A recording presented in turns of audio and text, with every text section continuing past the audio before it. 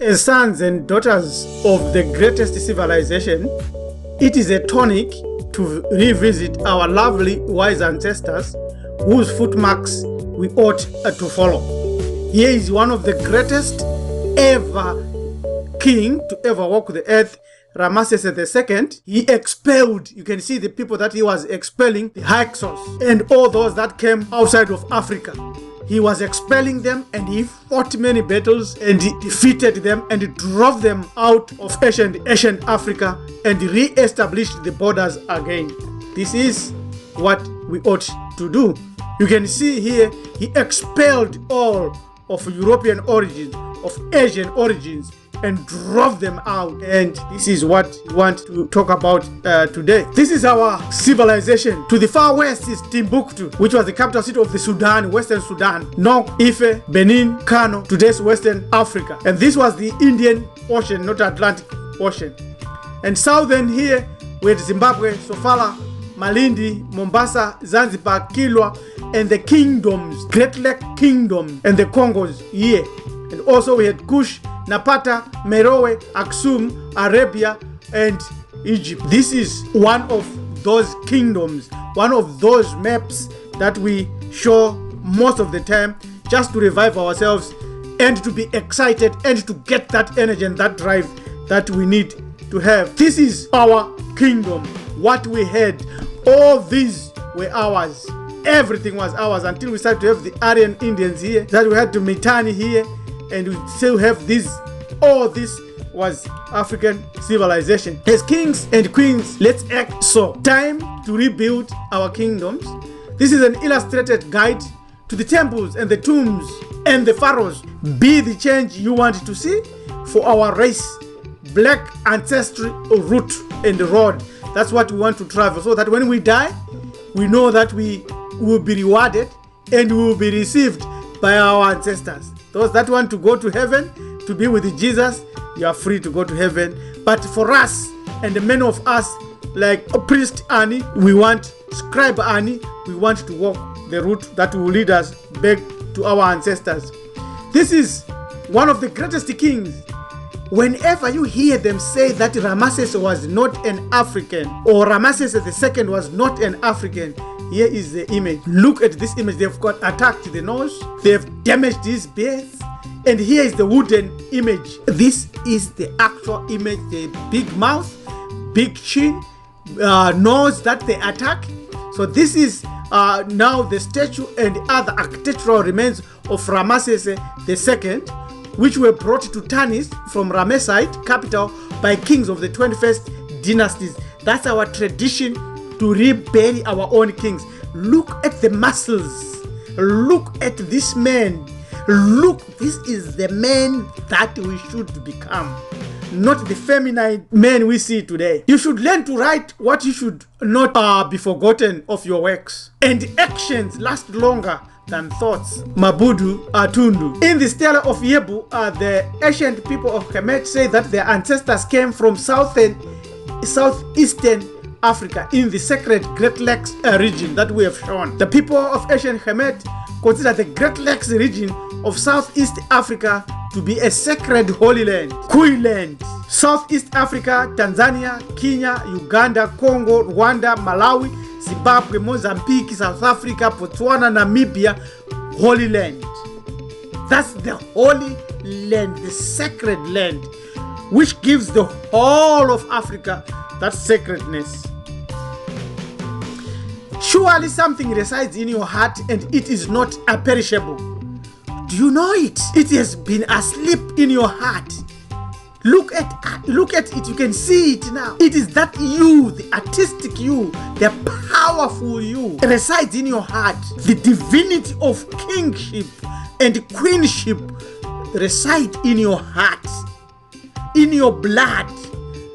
Do you know, do you really believe that in your blood, you have the blood of ancient kings and queens that built the most enduring and lasting kingdom, not only in Kemet, not only in Africa, but across the whole earth, right from Mohenjo-Daro, Babylon, everywhere where you can pick anything from the ground, That's why they dig only in Africa. What have they found when they dig in Europe? Nothing.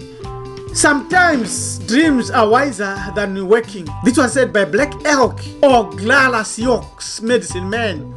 We can only see a short distance back if we allow our oppressor to teach us what our story was. Our story is plenty that needs to be done, not said. So many as the jaguars in the cavings of the Olmecs, that's a totem. The jaguar is a totem for most of our brothers that are indigenous in the Americas. The jaguar, which is similar to the lion. Right? The first civilized people of Middle America were the Olmecs, who lived near the Gulf Coast of Mexico from about 1300 before Common Era. They were accomplished artists, working almost entirely on materials which had to be brought to the craft centers across miles of wild country. Sculptors made huge altars and carved reliefs on slabs of stone. By contrast, they also produced delicate jet ornaments only inches high. Many Omo carvings are in the shape of baby-faced, sexless humans. Also appear ceremonial jars. Wherever the gifted Olmecs traveled, their distinctive style followed. If you are always trying to be normal, you never know how amazing you can be. This was said by Maya Angelou, American poet. Our ancestors never remained normal. That's why they tamed the horse. That's why they invented the wheel. That's why they invented surveying.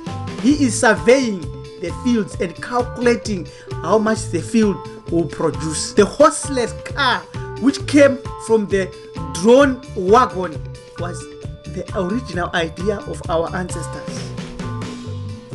Yes, there is again that goddess Hathor. Look at the artistic design of Hathor. There again we are. Lovely couple. Heterosexual relationships. Love. Pure love. Can you see that? She is setting him with oil. And he's wearing shishakati that we still wear as our kings. As kings, as descendants of kings. There is the feathers of Mahat. Justice, harmony, fairness, balance. Look, these are Africans. Tutankhamun, we are Africans. There we are, Africans built the pyramids across the whole earth, not only as burial places. Here is Kafura. There is his totem Hungwe. That's Ziba. That's Mlambo. That's his totem. We are descendants of great kings. There again we have the ivory comb, Afro comb of Jeti from the early pre-dynastic periods. There is this symbol. Think of great Zimbabwe. There is Denda, King Denda there. Look at the Ankh, the original Ankh, how it looked like the original Ankh, and the symbol of kingship. Just look, this is pre-dynastic, thousands and 10,000s of years before the dynastic periods. Again, we give here a statue of Amenemhet III. You see, he was an African proper to the core. Don't let any Tom, Dick, and Jane come and tell you other stories. And don't be surprised. This is us. Again, there we are. This is Taharaka or Taharaka. Yes. He knew before the falcon god the totem Horesu. These are our pyramids, our civilization. We built it, we founded it. If you can't fly, then run. If you can't run, then walk. If you can't walk, then crawl. But whatever you do, you have to keep moving. This was said by a civil rights activist, although he was a pastor, but he was an activist. We go to the apple tree to pick an apple. We don't worry about ikaka, which is near. We worry about the sweetness of the apple.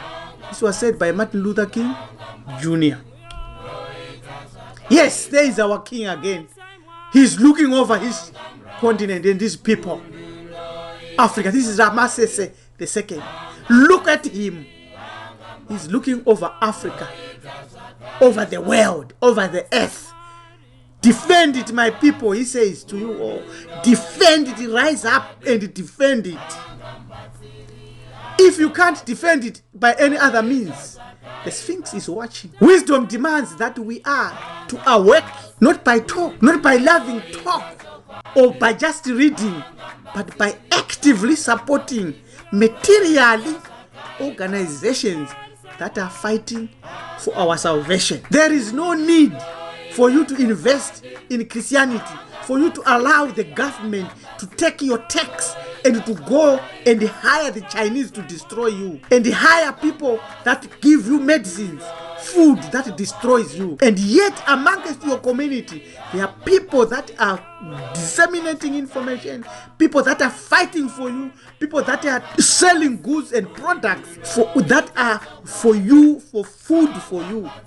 Support by investing in organizations that are fighting for our salvation. You lose nothing, you gain, you invest. It's a spiritual investment because it sustains us. Look, if we do not support ourselves, if we do not support the organizations that are fighting for our salvation, the Sphinx will vanish from the earth and we won't have anything else to leave to our descendants. Yes, siyabonga kakhulu Mahlabezulu. If this is your time, grab your ancestry today and walk with God again. This is Priest Teacher Rabbi LM Dumizulu.